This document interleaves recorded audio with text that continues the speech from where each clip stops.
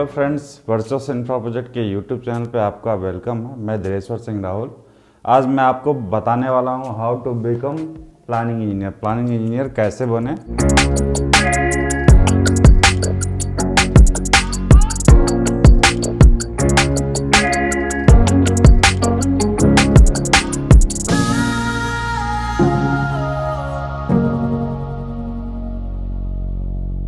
तो बहुत सारे फ्रेशरों के लिए ये वीडियो है कि वो एक बार सिविल इंजीनियरिंग करते हैं तो उनके दिमाग में बहुत सारा कंफ्यूजन होता है कि वो हाईवे में जाएं, ये हाईवे इंजीनियर हो कि सिविल इंजीनियर के सब पार्ट्स हैं, या स्ट्रक्चर या फिर अपना सर्वे है, लैब है। ऐसे बहुत सारे हमारे सिविल इंजीनियरिंग के अंदर पार्ट्स हैं। तो उसमें हमारा एक पार्ट्स बिल्डिंग एंड प्लानिंग का भी आता है। तो इसके बारे में मैं आपको बताने वाला हूँ पूरे डिटेल में कि क्या काम होता है, इसमें क्या कर सकते हैं, आपको कौन सी सॉफ्टवेयर आनी चाहिए, वो सारे नॉलेज मैं आज आपको बताने वाला हूँ इस वीडियो के माध्यम से। दोस्तों, अपना जो बिलिंग और प्लानिंग इंजीनियर होते हैं उनका नहीं पूरा 100% ऑफिस में काम होता है, नहीं 100% साइड पे होता है। दोनों 50-50% होता है। तो उनका 50% साइड पे भी काम होता है और 50% ऑफिस में भी। तो उसके मैं आगे बताता हूँ। जो पहला हमारा टॉपिक है एस्टीमेट, कि जो भी हम कोई काम करते हैं, जो हमारा नया प्रोजेक्ट है तो उसका एस्टीमेट निकालना होता है। जैसे टॉप से कोई स्ट्रक्चर ही बना रहे हैं एग्जांपल, तो उसका बॉटम से टॉप तक क्या एस्टीमेट आएगा, क्या क्या मटेरियल आएगा, ये सब हमारा एस्टीमेट के अंदर आता है। दूसरा दोस्तों हमारा है कॉस्टिंग। जो भी कोई हम नया प्रोजेक्ट जैसे अपना टेंडर डालते हैं या अपना प्रोजेक्ट स्टार्ट करते हैं, तो आपको शॉर्ट में बता दूं कॉस्टिंग क्या है कि कोई भी मटेरियल, कितना मटेरियल लगेगा, मार्केट में रेट इसका कितना है, और हम जब यूज करेंगे तो हमारा कितना पैसा खर्च होगा, ये सब हमारा कॉस्टिंग में ये आता है सारा डिटेल। तीसरा हमारा है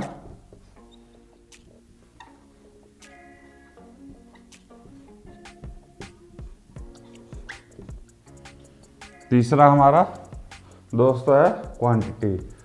आपको एक चीज़ बता दूं, मैं ये आपको अलग अलग बता रहा हूँ, बाकी ये अपना एस्टीमेट, कॉस्टिंग एंड क्वांटिटी ये तीनों एक में ही आता है, लेकिन मैं आपको अलग अलग बता रहा हूँ। क्वांटिटी क्या है कि जो भी प्रोजेक्ट है हमारा, जैसे 50 किलोमीटर का, उसमें बहुत सारे स्ट्रक्चर हैं, हाईवे है, तो उसमें कितना हमारा जीएसबी लगेगा, कितना हमारा कंक्रीट लगेगा, सीमेंट लगेगा, और जो भी इससे चीज़ें हैं रिलेटेड, वो सारे हम एक क्वांटिटी से निकालते। क्वांटिटी क्यों हमको पता होता है, तो उस हिसाब से हम प्लानिंग करके वो सारा साइड पे अरेंजमेंट करेंगे और लाएंगे साइड पे उसको। तो ये हमारा क्वांटिटी का काम है। तो ये तीनों हमारा एक ही है। चौथा मैं आपको टॉपिक बताता हूँ अपना दोस्तों, हमारा BOQ, इसको बोलते हैं bill of quantity. Bill of quantity क्या है? एक समरी है रेट का, जो ये तीनों की ये समरी हमारी BOQ में आती है। जैसे हमारा स्टील का क्या रेट है, कंक्रीट का क्या रेट है, और बहुत सारे सीमेंट का क्या रेट है, जो भी है।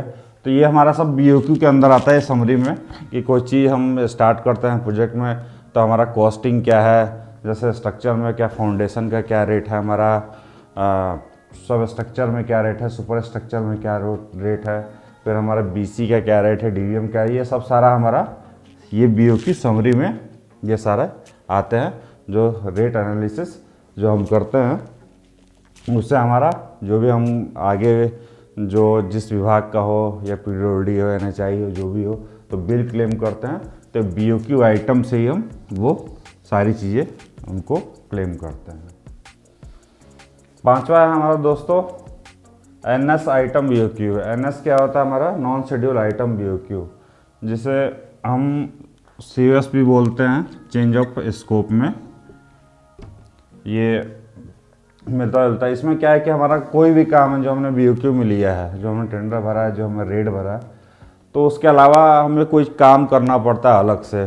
जैसे हमने 2 किलोमीटर ड्रेन बनानी है तो 3 किलोमीटर, या हमारा कोई 10 बॉक्स कलवर्ट है तो अगर हमें 12 बनाने हैं तो अपना NS आइटम BOQ और COS में आता है। जो भी एक्स्ट्रा हम काम करते हैं वो क्लेम करते हैं हम गवर्नमेंट से अपने पैसे के लिए। ठीक है। 6 नंबर है दोस्तों हमारा GST भी हमारा जो बिलिंग प्लानिंग इंजीनियर है उनको GST के बारे में मालूम होना चाहिए। GST क्या है और कैसे वर्क करते हैं। जैसे हमारा कोई सब कॉन्ट्रैक्टर है तो जैसे हम बिल बनाते हैं तो जैसे लेबर रेट पे है तो उसको हमें 18% GST देना है। फिर अपना जैसे कोई भी मटेरियल काम कर रहा है तो उसको 12% पे देना है।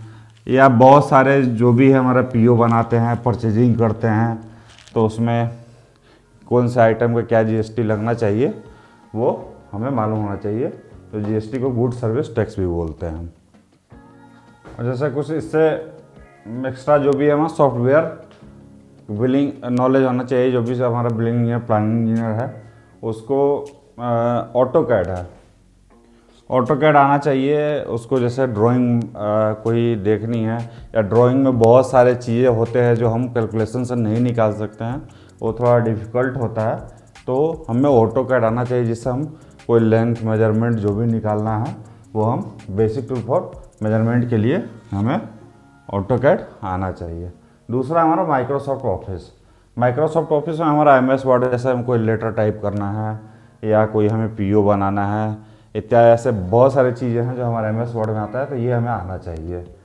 दूसरा हमारा MS एक्सेल है जो सबसे इम्पोर्टेंट है ये बिलिंग में, जिसमें बहुत सारे फार्मूले होते हैं, काम करने में हमारा आसानी होता है। जिससे हम BOQ में अपना आइटम बना सकते हैं, उसके समरी होते हैं, ये बिलिंग होता है, बहुत सारी चीज़ें होते हैं जो एक्सेल के अंदर है, ये हमें आनी चाहिए MS एक्सेल ये चीज़ें। दोस्तों तीसरा हमारा SAP है, ये हमारा अकाउंट्स का पार्ट है, लेकिन अपने प्लानिंग और बिलिंग इंजीनियर जो भी है उनको इसका नॉलेज होना चाहिए। जैसे कोई हम सब कॉन्ट्रैक्टर का बिल बना रहे हैं वो हमें इस पर अपलोड करना पड़ता है। जैसे कोई PO बनाते हैं तो वो सारे डिटेल कौन से कितने सामान, जैसे हमने 100 रुपये का कोई कंपनी ने दिया परचेजिंग के लिए, तो उसमें 10 का क्या लिया, 20 का क्या लिया, 25 का क्या लिया, कौन सा मटेरियल है, वो सारे सब चीज़ें अपलोड करना चाहिए करते हैं। अगर आप ये जैसे एग्जांपल पे 100 रुपये है और आप 110 रुपये की एंट्री डालोगे तो ये एंट्री SAP नहीं लेगा। तो कोई चीज़ आप दोबारा इंटर करते हो तो डेटा एंट्री में वो नहीं लेगा। तो SAP के बहुत सारे काम हैं, जैसे स्टोर में भी आता है हमारा काम, बिलिंग में भी आता है, अकाउंट में भी आता है।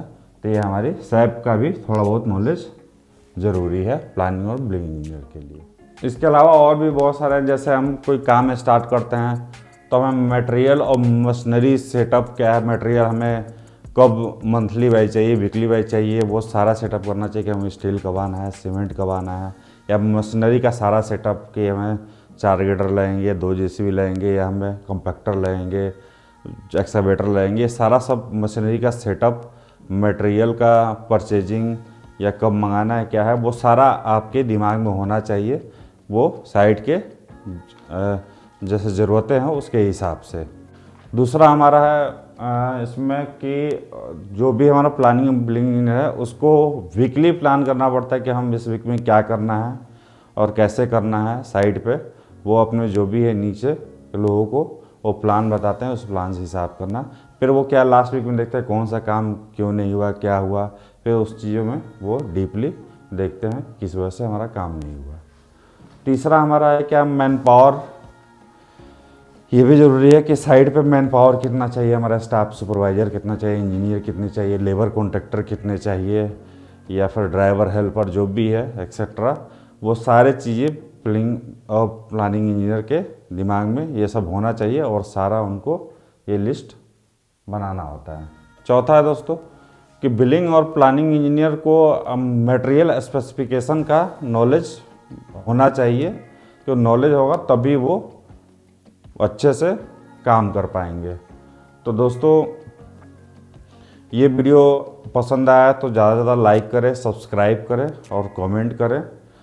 और आपको जो भी क्वेरी हो आप या कुछ नया जानना चाहते हैं तो आप हमें व्हाट्सएप, मेल या कमेंट कुछ भी कर सकते हैं। Thank you.